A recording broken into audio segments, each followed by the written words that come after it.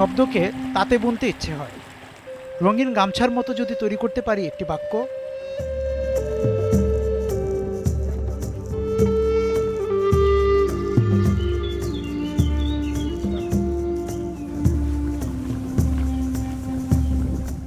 একবার কোথাও তাঁত ঘর থেকে বেরিয়ে গিয়েছিলাম নদীর কাছে। নদীটাকে তখন জরিপার শাড়ির মতো মনে হতে লাগলো। সেই শাড়ি কখনো কন্যা, কখনো প্রিয়তমা, আবার কখনো মাকে জড়িয়ে নিচ্ছে। সোমেশ্বরী দেখে মনে হচ্ছে আমার সামনে বিছিয়ে রাখা আছে এক রঙিন গামছা।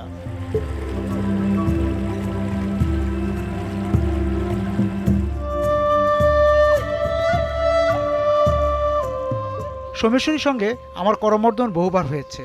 মেঘালয় থেকে নেমে আসা দুরন্ত উর্বশী সোমেশ্বরীকে দেখেছি, দেখা হয়েছে তার মন খারাপের সময়টাতেও। আজও মনে হয় সেই মন খারাপের বিকেলে তার পাশে এসে বসা। যে রঙিন গামছার কথা বলছি সেখানে কোথাও কোথাও রং ঝাপসা হয়ে আছে। স্রোতস্বিনীর হৃদয়ের গভীরতা কম, অবয়বে চঞ্চলতার বিন্দুটিও নেই। ওই যে ওটা ভবানীপুর।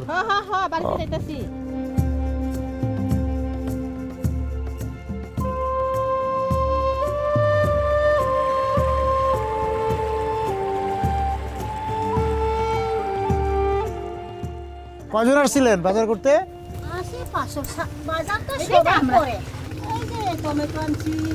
টমেটো কিনলেন, শসা কিনলেন, আর কি কিনলেন? করলা। তা আপনারা ওই যে ওই ধান রোয়ার কাজ করেন? ধান হইব না, এই যে বুড়োর ধান লাগাইছি এটা কাটবো পরে এরপরে আবার লাগানি বাবার মধ্যে লাগানি। আচ্ছা, আর ক্ষেত বাসায় সব ক্ষেত বাসি। আচ্ছা, আপনাদের এই যে গ্রামের ছেলেরা কি কাজ করে? কেউ ঢাকায় চাকরি করে, কেউ লেখাপড়া করতেছে। আচ্ছা আচ্ছা। আর এই যে সোমেশ্বরী নদীটা, এই নদীটা তো আপনি ছোটবেলা থেকে দেখেন না? তো কেমন নদীটা, কি বদলাইলো নাকি? নদী বদলে গেছে? নদী কি বদলাইছি তো, এই যে খাল বিল, ওই যে বাড়িঘর ভাঙতাছি যায়, আমরা ভবানীপুর দেখে নিয়ে কেমন একানিতে ভরতাছে, আরেক কিনতে ভাঙ্গে যাইতে, একানিতে ক্ষতি হয়, একানিতে লাভবান হয়। আমি যেমন করে দেখি তুমি দেখাও তোমাকে, সুন্দরী ভাজে ভাজে আমার আখি পেয়েছে কুল ছবি মতো দেশ, তুমি বাংলাদেশ, ছবির মতো দেশ, তুমি বাংলাদেশ।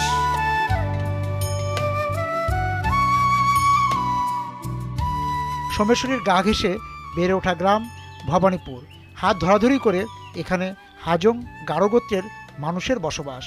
নদীর মুখভার, তাই প্রতিবেশিনীদের সঙ্গে আলাপের সুতো বুনে। কি পড়ালো আজকে? আজকে ইংরেজি, গণিত, বাংলা, বাংলাদেশি বিষয়। আচ্ছা, এই যে এদিকে নদীর ওই পারে না, ওই পারে, ওইদিকে। ও পাহাড় পার হয়ে যেতে হয় ঝড় বৃষ্টির সময়? ঝড় বৃষ্টির সময় যাইলে যাই, না যাইলে না। স্কুল থেকে টিফিন দেয় না বাড়ি থেকে নিয়ে যাও? স্কুল থেকে দেয়। কি টিফিন দেয়? ডিম দেয়, পাউরুটি।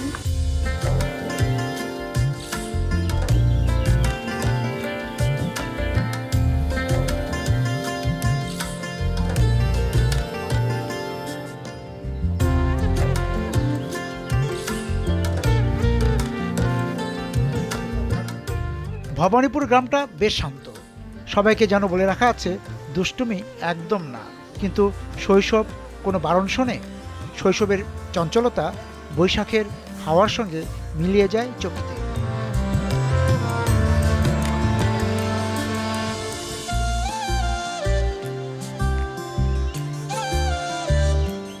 ভবানীপুর হাজং গ্রামে এসে মনে পড়ে কুমুদিনী হাজংয়ের কথা। দৃশ্যপটে আসেন রাসমণি হাজং। হাতিখেতে আন্দোলন, ফসল হোক বা না হোক খাজনা দিতেই হবে জমিদারকে, তার প্রতিবাদ টঙ্ক আন্দোলন। এমন শুনশান গ্রামে মনে পড়ে সেই বিদ্রোহের আফাল। দেখা হয় দুই প্রবীণ সদস্যের সঙ্গে, তারা সোমেশ্বরীরই যেন সহোদর। এই জায়গাটা এই হাজংদের কতগুলি পরিবার ছিল? হাজংদের ৬৭টা বাড়ি ছিল। আচ্ছা আচ্ছা। আচ্ছা, এখন হাজংদের কয় ঘর আছে? এখন হাজং কতজন হাজং আছে? 40-এর মতন আছে। 40-এর মতন আছে। আর সবাই চলে গেছে? সব কি মেঘালয় চলে গেল? আচ্ছা, আর গারো কত আছে? গারো তো এখানে ছিল না আগে। গারো একদম ছিল না, গারো আসছিল দক্ষিণে, দক্ষিণে দক্ষিণে আসছিল। তখন ওখানে সব ওইটা নদী ভাঙ্গা সব উত্তরে গেছে, সব এদিকে চলে আসছে। ওখানে 1 মাইলের মতন আছে। ও এই 12টা গেছে। ও, অনেকে এদিকে চলে গেছে। এদিকে ইন্ডিয়া, এদিকে ইন্ডিয়া। আচ্ছা। হাতি দিনের বেলা আয় পড়ে, এরকম টাইমে আলা হাতি লাগে। ও, এখানে হাতিও আসে? আসে মানে এই যে আমার ক্ষেত্রে দিয়ে হাতি খাই যায় এগুলা। ও, এই যে এই বাড়ি পর্যন্ত হাতি চলে আসে? হ্যাঁ, এই যে ইন্ডিয়া চলাচল করে। হাতি এদিকে দিয়ে চলাচল করে? আপনি তো অনেক পুরনো মানুষ, তাই না? কুমুদিনী হাজংকে চিনতেন? কুমুদিনী হাজং, হুম। ও কুমুদিনী হাজংরে দেখতাম না কেলে। এই যে যত কিছু হে রাক্ষসের মতন, ডাইনোকের মতন আছে। গুলি লেগে ভয় করছিল না। গুলিকেও ভয় করতো না? না, ওনার এই যে ওখানে তার স্মৃতিটা ওখান তো রাখছে। আচ্ছা, না? ও, কুমুদিনী হাজং যা বলতো আপনারা তাই শুনতেন? এখন কুমুদিনী হাজংয়ের মতো আর কেউ দাঁড়ায় নাই আপনাদের? না, ওখান তো আর এইসব লোক নাই। ঠিক আছে, আপনি ভালো থাকেন, আপনারা দুজন। আচ্ছা, ঠিক আছে, গেলাম, ধন্যবাদ। ভালো থাকেন। জি।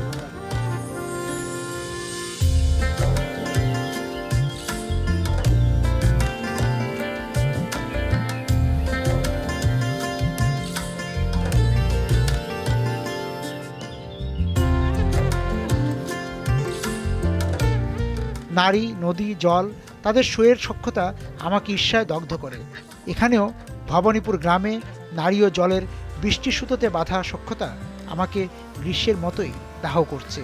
কিন্তু এই দগ্ধতা বড় নির্মল। জানি না শব্দে তৃতীয় চোখ লেন্সে কতটা এর বাষ্প ধরা পড়ছে। ও দিদি, কি করেন এমনিতে? একটু দাঁড়াই, কথা বলি। আমি রাখেন। আসলে হুম, আপনি এমনিতে ওই যে এখানে দোকান করি। আপনি দোকান করেন? এই গ্রাম আপনার? আচ্ছা, একদম এই গ্রামে আপনি বড় হয়েছেন? না, এখানে বউ আসছে। বউ আসছেন? আচ্ছা, কত বছর বয়সে আসলেন? 18। 18 বছর বয়সে আসলেন।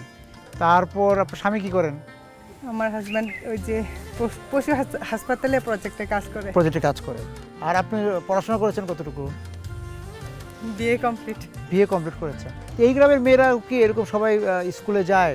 ছেলেমেয়েরা স্কুলে যায়? মেয়েরা ছেলেরা স্কুলে তো যায়, কিন্তু মানে স্কুলটা আমাদের এখান থেকে অনেক দূরে হয়, মানে আসা যাওয়া খুবই কষ্ট।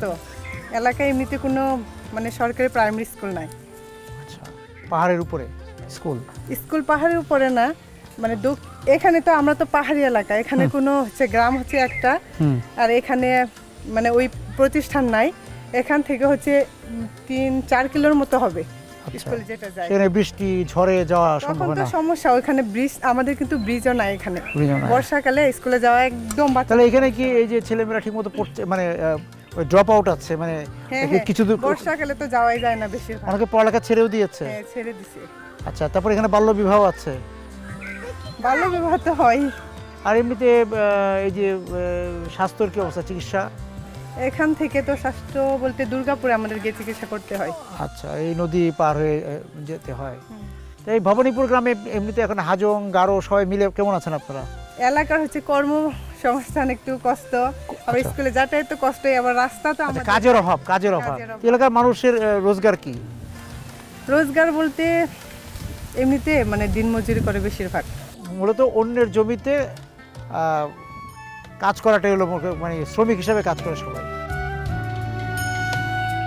পাখিদের মিছিল খুঁজে যে জলের সমাবেশ, সেখানে ফটো তুমি, ফটো ফুল নন্দিনীর ছবি, মুতো দেশ তুমি বাংলাদেশ। নেত্রকোনার দিগন্তের দেয়াল, মেঘালয়ের পাহাড়। দিগন্ত ছুতে হলে বোরো ধানের সবুজ আচ্ছাদন পেরিয়ে যেতে হবে, কিন্তু কাঁটাতার পেরিয়ে দিগন্তকে ছুঁই কি করে? মেঠো পথ ধরে কিংবা ফসলের আইল ধরে তবুও হেঁটে যায়, মনে দ্রোহ আইল ভাঙ্গার, কাঁটাতার মুক্ত গোলক গড়ার।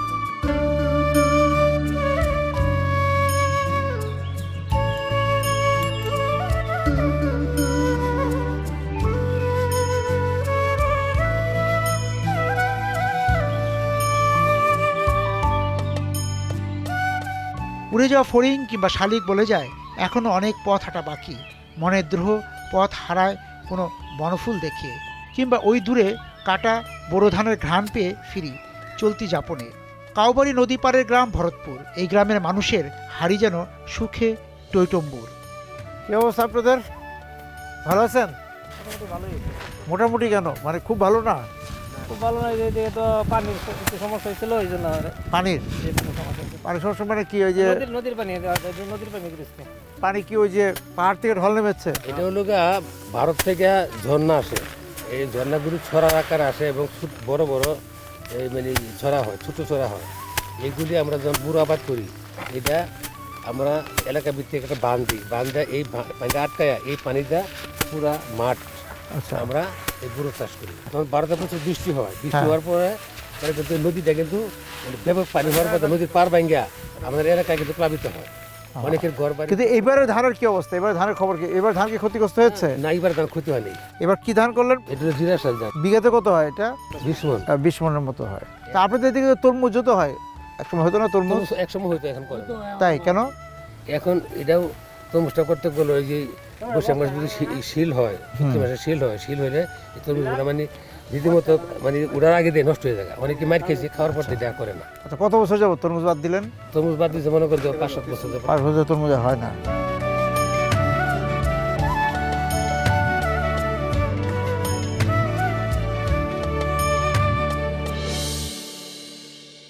চলো আজ খুশির মিছিল। 40 বছর ধরে অসংখ্য খুশির মিছিলে ছিল আইডিএলসি, থাকবে আগামীতেও।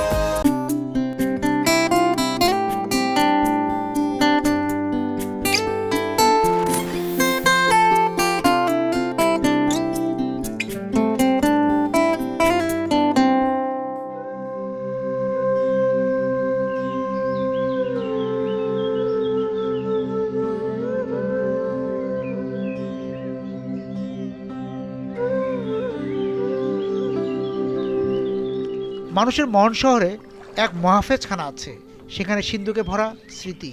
সেই স্মৃতির উজ্জ্বলতা সোনা রূপা হীরের মতোই, কখনো তার উজ্জ্বলতা হারায় না।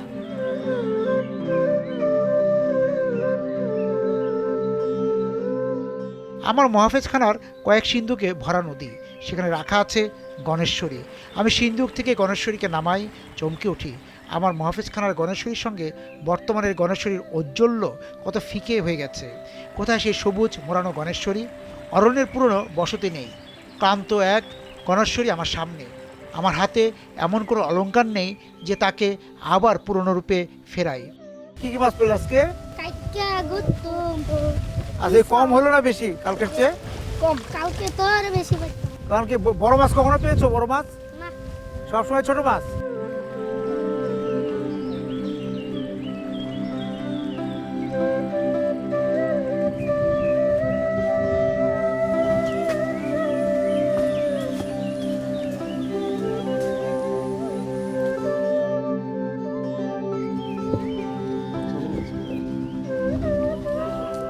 যে কৃষির মুগ্ধতা আজও চোখে, সেই কৃষিও হারিয়ে গেছে। কীটনাশক হত্যা করেছে মাটির শুদ্ধতা। তা ফসল কি 12 মাস ভালো হয় নাকি যেরকম বর্ষা ঝড়ে মাইরও খান? জ্বরে মার খাই যদি ভালো হয়। গত 1 বছরের খবর বলেন তো, কেমন হয়েছে আপনার? মোটামুটি আল্লাহ দিলে ভালো হয়েছে। ভালো হয়েছে না? আপনার কি একটাই জমি? ওই যে দক্ষিণের আর একটা ও একটা ওই যে দেখলাম করলার মাচা, করলার বাগান, হ্যাঁ ওইটা আপনার। করলা কেমন হয় এলাকায়? মোটামুটি ভালো। করলা থেকে কি লাভ থাকে? না, এবার লাভবান হইতে পারছে না, ওই যে শিলে মার গেছে। তা প্রতিবারই কি মার খান নাকি? না না, প্রতিবারে মার খাই নাই। আচ্ছা, এই 2-3 বছর পর নাকি? এটা চান্সে যদি ভালো হয়ে থাকে আর কি, ভালো হয়। তা আপনাদের এই ফসল কেবারে যে ভারতেও যায় নাকি শুধু এই অঞ্চলের? ভারতেও যায়, এই পার্শ্ববর্তী এলাকা ভারত, মেঘালয় এখানেও যায়। ও, এই মেঘালয়তেও যায় আপনাদের সবজি? মহিলারা নিয়ে যায়। মহিলারা এসে নিয়ে যায় না? মূলত তো আগে তো দেখলাম তরমুজ হতো, ওগুলো এখন হয় না। না, এগুলো এখন চাহিদা নাই এদিকে। কেন? মাটি নষ্ট হয়ে গেছে। কেমন নষ্ট হলো? এটা ফরমালিন দিতে দিতে আপনার খাদ্য বেশি পড়ে না, ওটা হ্যাঁ, ও কীটনাশক আর সার দিতে দিতে মাটি নষ্ট হয়ে গেছে। নষ্ট হয়ে যায়।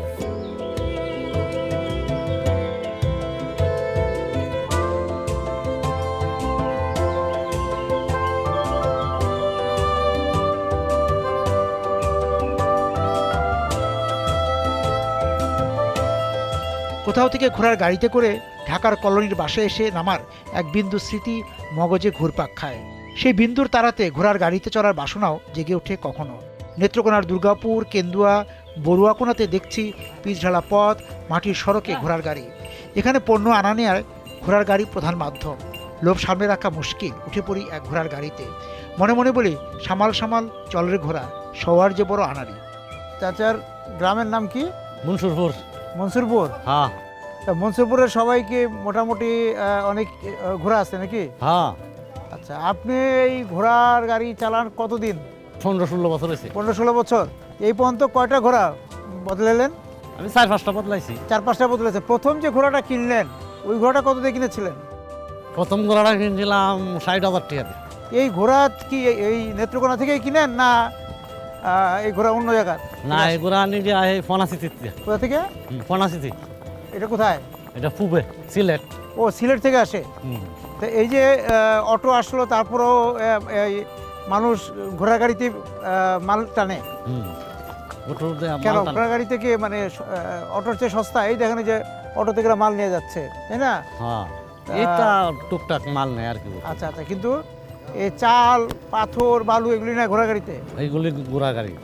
তারপরে যে ধান কাটতেছে ওখান, হ্যাঁ, এই ধান বন্ধতে ঘোড়া গাড়িতে টানো লাগবে। তা এক খেপে কত নেন আপনারা? আমি বেনার সময় এক ক্যাপ দিয়েছি, এই ক্যাপে দিব 900 টাকা। 900 টাকা? হ্যাঁ। কি নিয়ে আসছিলেন? এই বালু লয়ে গেছিলাম। ও, বালু নিয়ে গেছিলেন, 900 টাকা দিবে? হ্যাঁ, কলমান্দা গেছিলাম। মুকসুদপুরের মানুষ কেমন আছে বা এই এলাকার লোকজনের সুখ দুঃখের কথা বলেন তো, কি অবস্থা? না, মানুষ আল্লাহ দিলে বালাই বেশি। হ্যাঁ, পড়ায় মানুষ সুখী চলে। সুখী? কিভাবে সুখী? জমা জমেও আছে, ব্যবসা বাণিজ্য আছে। আচ্ছা, ফসল ভালো হয়? ফসলও ভালো হয় এবং মোটর আছে। আর এমনি মানুষের মধ্যে কি মানে মিল মহব্বত কিরকম? মিল মহব্বত না আছে, না একটু ঝগড়াঝাটিও আছে? না, আছে, মিলে মালেই চলতেছে। এখানে মানুষ কি মানে উৎসব টুৎসব করে? হ্যাঁ। এবার পয়লা বৈশাখ কেমন হলো এখানে? আর পয়লা বৈশাখ দারুণ হয়েছে। দারুণ গান বাজনা 3 দিন লাগা দিয়ে রয়েছে পয়লা বৈশাখতে। তিন দিন যে পয়লা বৈশাখ হয়েছে? হ্যাঁ, 3 দিন লাগাত বাড়ানো গান। আপনি মেলায় গেছিলেন? গেছিলাম। কি কিনলেন মেলা থেকে? এই তো আবি যাবি ফুলাহানের লেগে কিনলাম, হাবিজাবি কিনলেন? কিনলাম, খাওয়া দাওয়ার কিনলাম। তো এই এলাকায় কতগুলি ঘোড়া আছে? বহুত। কত, 100-150 ঘোড়া হবে? না, আরো বেশি। তাই? হাজারের হাজার হাজারে ঘোড়া? বলেন কি? এই হাজার হাজারে ঘোড়া, তারপর আপনাদের মানে এই খেপ পান? হ্যাঁ, খেপও আছে হাজার হাজার।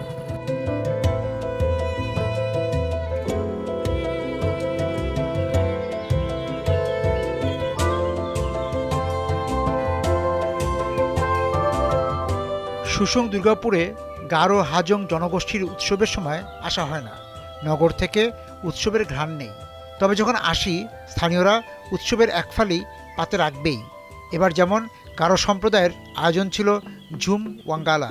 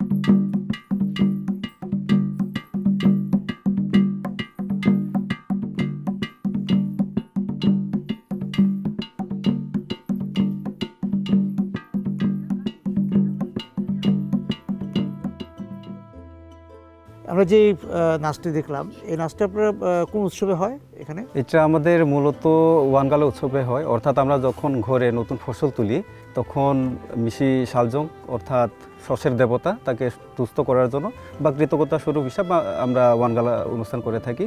সেই ওয়ানগালাতে আমরা এই ওয়ানগালা নাচটা করে থাকি। এই ওয়ানগালা আপনাদের এখানে কোন মাসে হয়? অগ্রহায়ণ মাসে হয়। অগ্রহায়ণ মাসে ফসল। এখানে কি ধরনের ফসল হয়? এখানে আমাদের বাবা ফসল তো হয়, তারপরে এখন তো বুড়ো ফসলগুলো আমরা করে থাকি। 2 ফসল না 3 ফসল? এখানে 2 ফসল, 2 ফসল, ভাওয়া এবং বোরো এবং আমন হয়। হ্যাঁ, আমন। তাহলে ওই যে বোরো যখন মানে আমন যখন উঠে তখন আপনার উৎসবটা করেন? হ্যাঁ হ্যাঁ, আমনের সময় উৎসব। আমনের সময়। এই যে এই শস্যের দেবতার কাছে একটা তুষ্টি জানানো উৎসব, তখন কি মেলাও হয় এই এলাকায়? এটা আসলে মেলা না, আবার মেলার মতো উৎসব মুখর হয়। এটা 1 সপ্তাহ ব্যাপী আসলে পুরা গ্রামে এরকম ওয়ানগালা নাচটা অনুষ্ঠানটা চলতে থাকে পুরো 1 সপ্তাহ ধরে। এটা কি শুধু গারোদের অনুষ্ঠান না হাজং? না, এটা শুধুমাত্র আমাদের গারো সম্প্রদায়ের। গারো সম্প্রদায়, কিন্তু এখানে তো আবার হাজং সম্প্রদায় আছে। হ্যাঁ হ্যাঁ, তারা এই উৎসবে অংশ নেয় না? না, তাদের জন্য উৎসব আলাদা? তাদের আলাদা উৎসব আছে। ওয়ানগালাতে তারা নাই? না, ওয়ানগালাতে না। এটা মূলত ওয়ানগালাটা আসলে গারোদের ওয়ানগালা উৎসব।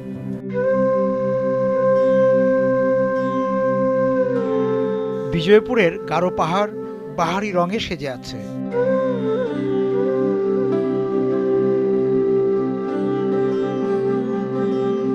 সাদা মাটির পাহাড় বলে পরিচিত হলেও কালো, খয়েরি, বেগুনি ও নীল সহ কয়েক রঙের মাটির স্তর রয়েছে এখানে।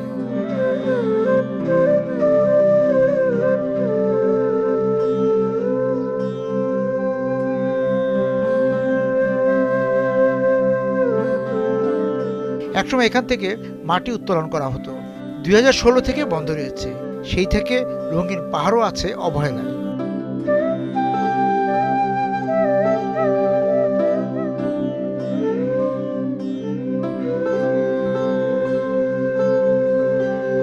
চলো আজ খুশির মিছিল। 40 বছর ধরে অসংখ্য খুশির মিছিলে ছিল আইডিএলসি, থাকবে আগামীতেও।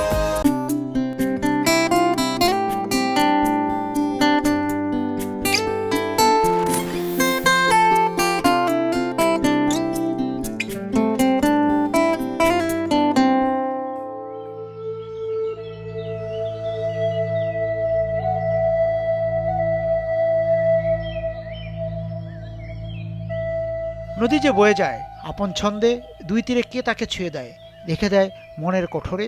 নদীকে তা মুহূর্তের জন্য ভাবে একুল ওকুল 2 কূলের সাম্য আনতে শিখেছে সে।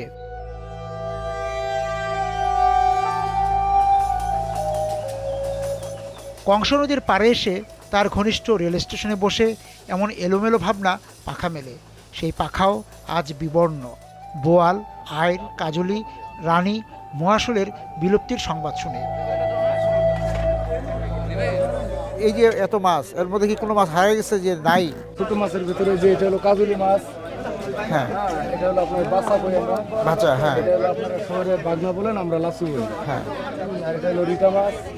আর এই যে রানী মাছটা দেখতেছেন, এটা নৌকা ভরে ভরে আসতো, এখন এটা নাই। এখন আর রানী মাছটা নাই? এখন খুবই ক্রাইসিস, কমে গেছে। আর নদী ভরে গেছে না, বালু একদম না। এটা কিন্তু আসলে মূলত তার খাদ্য হলো আপনার শক্ত মাটি, কিন্তু শক্ত মাটিটা এখন না, বালু হয়ে গেছে, এই জন্য বালুতে নদী ভরে গেছে। মাটি শক্ত মাটি নাই, বালুর জন্য এই মাছটা। আর আপনাদের এই অঞ্চলে তো ওই যে সমস্যারিত তো মহাশোল পাওয়া যেত। হ্যাঁ, মাছুল পাওয়া যায়, এখন মাছুল পাওয়া যায়। অংশতে আসতো মহাশোল, এখন মহাশোল ওঠে না।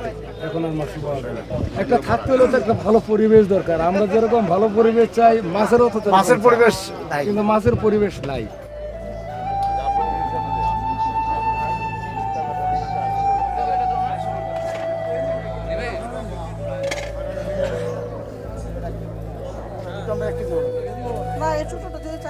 নদী থেকে চাষে চলে গেছে কি কি মাছ? কুলসা মাছ গেছে, আপনার বাইম মাছ গেছে, সব মাছই চাষ হয়।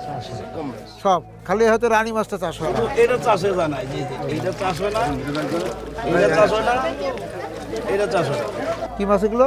কাজলি, কাজলি, গাওরা, আচ্ছা, ওই যে বাচ্চা, আর এগুলো চাষ হয় না। চলো আজ খুশির মিছিল। 40 বছর ধরে অসংখ্য খুশির মিছিলে ছিল আইডিএলসি, থাকবে আগামীতেও।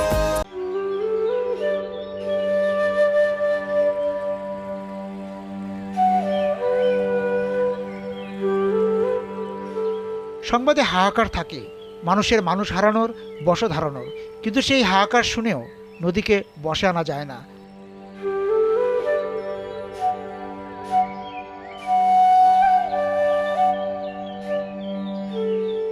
অতীতের কালীগঙ্গা আজকের নেতাই নদী শঙ্করপুর বাজারের কাছে এসে যেমন কুল ভাঙ্গার খেলায় মেতেছে, তাকে দমাবার মুরদ যে মানুষের নেই। কংস নদীটা তো আপনারা ছোটবেলা থেকে সবাই দেখছেন, এর পরিবর্তনটা কি দেখলেন? এখানে যে মাছ ছিল, শুশুক ছিল, সব অনেক রকম ছিল, তাই না? দুই পাশে চাষাবাদ ছিল। এখন এই কংস নদী সম্পর্কে একটু বলেন যে আপনারা বড় হতে হতে কংস নদীও কতটা বুড়ো হয়ে গেল, বয়স বাড়লো কংস নদীতে, কংস নদীর সৌন্দর্য নষ্ট হলো কিনা? এই যে মোহনা আসছে পাহাড় থেকে একটা নেতাই নদী, আর মাঝ যেখানে যে মিলিত হয়েছে নদীটা হলো কংস নদী। বর্তমান পরিস্থিতিতে যে কৃষিকাজের জন্য নদী ভরাট হয়ে গেছে, এরই পাশে যে আমাদের শঙ্করপুর একটা বাজার আছে, যে নেতাই নদীর ভাঙ্গনে বাজারগুলো বিলীন হয়ে যাচ্ছে। এই নদীটা কি এখানে ছিল? নদীটা ছিল আকারে মানে পশ্চিম দিকে ছিল। আচ্ছা, আপনি বলেন তো পুরোপুরি। পশ্চিম দিকে ছিল, ভাঙে পূর্ব দিকে আসছে। হ্যাঁ, পূর্ব দিকে কিভাবে আসলো? পূর্ব দিকে আমরা পশ্চিম দিকে আমরা ভালো পানির যখন আমরা স্রোত আছে, এই স্রোতে আমরা পশ্চিম দিকে কম ভাঙে, পূর্ব দিকে বেশি ভাঙতেছে। এই ঢলটা আসছে কোন দিক থেকে? মেঘালয় থেকে? ডলটা আসছে আমরা গুডিবাড়ি থেকে। আচ্ছা, এসে আগে ওদিক দিয়ে নামতো, এখন এদিকে চলে এসেছে। আগে পশ্চিম দিকে ডলটা পড়তে আমরা পূর্ব দিকে আয়া পড়ে, ওদিকে পানির চাপটা বেশি ওখানে, এইদিকে আমরা মিডিয়ামগুলো ভাঙিয়ে নিয়ে যেতেছে। আচ্ছা, কোন সময় ঢলটা বেশি নামে? ঢলটাই আমরা জ্যৈষ্ঠী, আষাঢ়, বৈশাখ, এই বছর চৈত্র মাসে এসে পড়ছি। এই 2-4-5 ঘন্টা স্রোত থাকে, আবার পানি ঢল কমে গেলে আবার স্রোত যায়, চলে যায়, তখন স্রোত চলে যায়, তখন আবার এরকম শান্ত থাকে।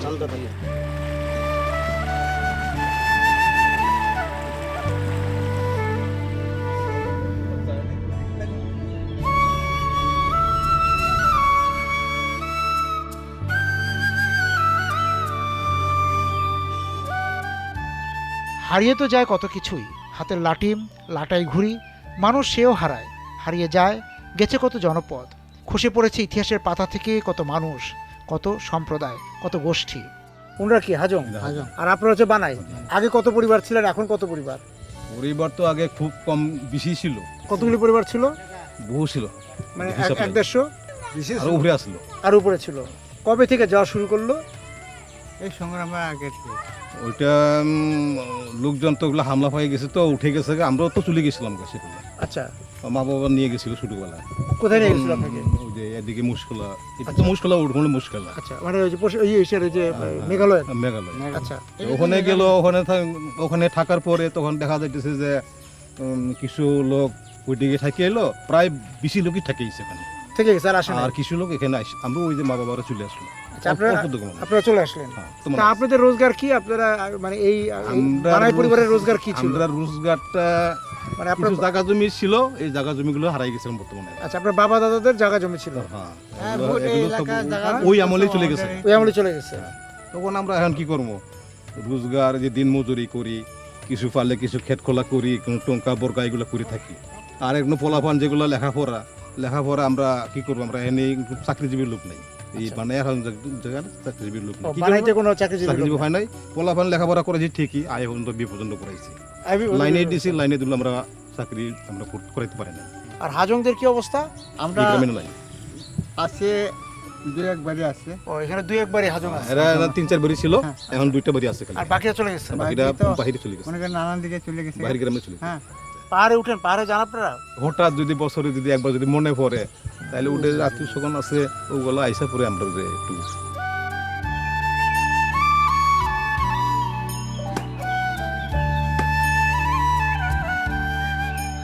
মোহনপুরকে দূর থেকে দেখি, জগতের সকল আনন্দ ওই পাহাড়ে। সেখানে ঘর করে আছে যারা, তারাই তো জীবনানন্দ না, তাদের অন্দরে আনন্দের তানপুরাটা বাজে না, তার ছিঁড়ে গেছে। যারা সঙ্গত দেবেন সেই মানুষেরাই যে হারিয়ে যাওয়ার কুয়াশাচ্ছন্ন পথে।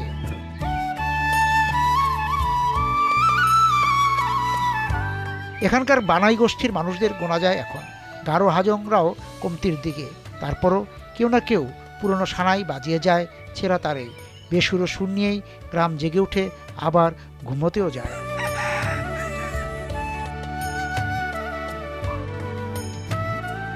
এই সীমান্তর পারে কেমন লাগে? একদম ভারতের এই মেঘালয়ের পাহাড়ের নিচে কেমন লাগে? বেলাই তো আমরা শুরু থেকে সবসময় আনিগুনি করে আসি যাই, আমরা লাগে নিজের দেশের মতনই। তাই? তা আপনি এই যে এই গরু নিয়ে আর কি ওই পারে গেছিলেন একবারও? মানে ওই যে ওই বর্ডারে এই যে গরু দিয়ে আইছি, লয়ে আইছি। কেউ কিছু বাধা দেয় না, কোনো কিছু বলে না? না, কিছু করে আবার ওই পার থেকেও মহিলারা আসে? আসেই তো মাছ ধরতে আসে, গরু নিয়ে আসে। করে নিয়ে আসে তা আপনাদের না মধ্যে তারা তো মনে করে আমাদের সাথে পরিচয় আছে যে আমরা জানে হেরা তো চুরি করবার আয় না, বিয়া সাগরেও তো জানে যে আমরা কি ভালো কাজের জন্য যাই না। হ্যাঁ, তারপর কি আপনারা খুব গল্প টল্প করেন নাকি? করতেও তো পারি। যখন কি বাড়ি ফিরছেন? বাড়ি যান। সরষে বুনো ফুলে মেঘার রোদে ছাতি মেরালো পাহাড়ে ঝরনা, যখন রেল পথে হাঁটি তখন তুমি এসে বলো। আমার যেমন ইচ্ছে সীমানা পেরিয়ে যাওয়ার, কাঁটাতার না মানুষ জমিন কোনো কিছুই আমাকে আটকাতে পারবে না। আমি যাব পাহাড়ের নিচের শেষ বাড়িটার কাছে, তাকে ছাড়িয়ে যাই আরও কিছুটা পথ। কিছু বারণ মন পথ রোধ করে দাঁড়ায়, বলে এখানে থেমে যাও। আমি বারণ শুনলেও পাখির চোখ সীমানা পেরোয়। ছবির মতো দেশ তুমি আমার বাংলাদেশ। আচ্ছা, মানুষের কেন পাখির মতো মন হয়? এই উত্তর কি জানা আছে মেঘ পাহাড়ে বসে থাকা পাখিটার? জানি উত্তর আসবে না, তবু আমি আসবো আবার সীমানা পেরোতে। ছবির মতো দেশ তুমি বাংলাদেশ।